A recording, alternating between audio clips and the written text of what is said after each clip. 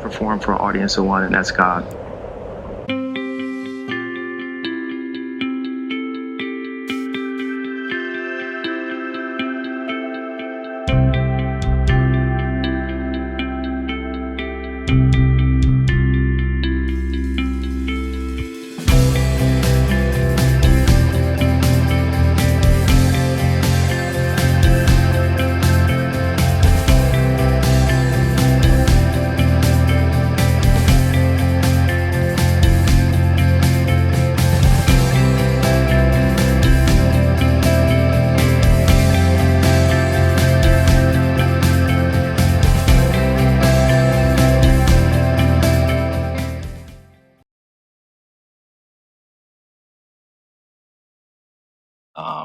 I was trying to be the Mike Tyson of comedy, no matter what that meant, because I understood that we watched somebody come out of nowhere, that there was this whole space of time before the bandwagon, when it was when the great portion of the people coming to the fight are coming to see this guy get hurt. And as the betting person, you're going, I don't think you guys understand what this dude has already fought. Like, unless a demon comes out, it's a joy to watch. I tried to be that comedically. And what people don't know about comics and champions, that they have to understand loss. And what people don't know about comics and champions, that they have to understand loss. You know, there's no way you're going to be the best ever. The one thing comedians and champions, they know about loss, which means to all my C's out there, to all my comedians out there, especially, man, if you got 10 years or more in the game, we are champions. Ever if you don't understand loss, if not in your profession, then in life, you have to understand loss and overcome loss. Because life is about loss. All kind of sirens. That meant the universe was saying that was hot. So let's take it back. You have to understand loss. You know, there's no way you're going to be the best ever if you don't understand loss. Let that sink in. Because every comedian is afraid of bombing. Every comedian is terrified of getting booed until it happens. And then anyone that says it, they don't know what they're talking about. And they're bullshitting to me, but I just think that would be an ignorant person. Let's say they're sincere. Wait till it happens. Those are the ones that's really going to be crushed. But listen to that. And Katt knows about it because I know him personally. Once again, I knew Katt when he didn't have a kitchen. He had a house. He had a space for a kitchen. He had his children with him. I think it was his son is the one I met. But his kitchen didn't have a floor. Now, this is in no way an attempt to demean or belittle the man. If anything, is to magnify what it is that he just said as far as fighting through adversity and having that commitment of a fighter, having nothing but staying focused and becoming the champion. In life, you have to understand loss and overcome loss. Because life is about loss. As you get older, you lose your friends, you lose your hair, you lose your teeth, and you lose your interest in life. God damn, Mike. That nigga said you lose your hair, you lose your teeth. Shit. For most people, it is. That's the reason why it's important to focus on maintenance. Like, motherfucker. Live.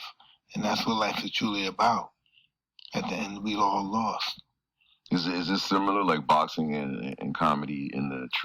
Mike Tyson said some very wise things, and I'm glad that they're making the parallel, because this is one of my parallels and metaphors when it comes to the game of comedy. It's boxing. The mindset of a fighter. Absolutely. As far as like getting paid. See, Mike said it. See, so the universe confirms all. See, Mike Tyson said absolutely. So listen, comedians, you gotta all believe that you're the greatest. You gotta all believe that you're the best. Watch fighters and watch the pre-fight, you know, the promotions to it. Each one believes that they're the best. You better. Otherwise, why are you in the game? Now, also, there's a difference between confidence and arrogance. We'll get into that later. In the beginning, like, No, were you part of that cheap pay in the beginning, or you know, coming from Cincinnati, like what was the cheapest pay you got, and what was the cheapest pay you got to box? Yeah, I'm hoping that it doesn't correlate at all. But comedically, I'm laughing because I know. I spit chitlin.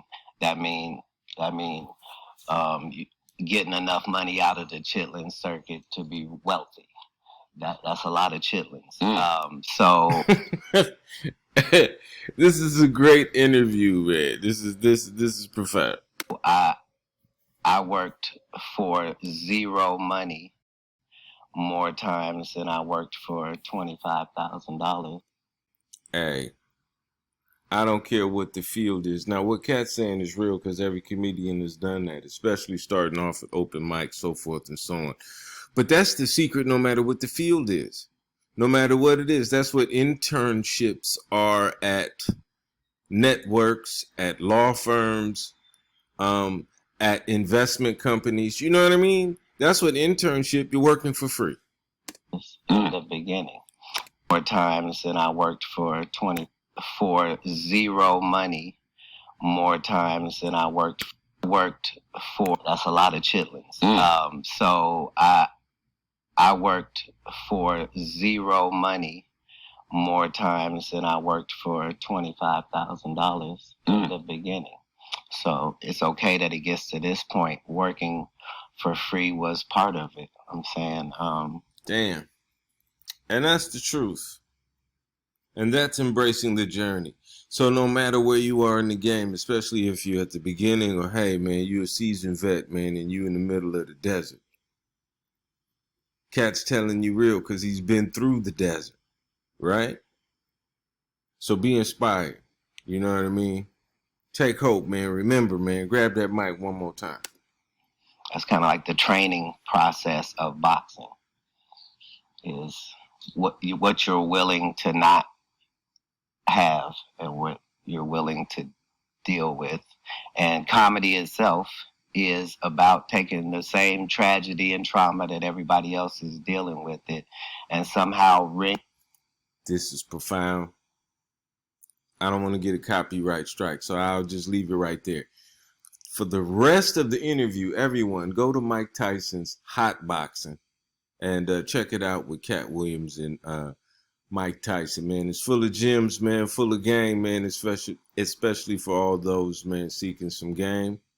For all those seasoned vets, man, seeking some inspiration to keep going, man. Check it out. Man, you never want what you need and never need what you want. It's the Laughing Buddha, the 13th one. One of one. One of them ones. Often imitated, never duplicated. Marquez the greatest.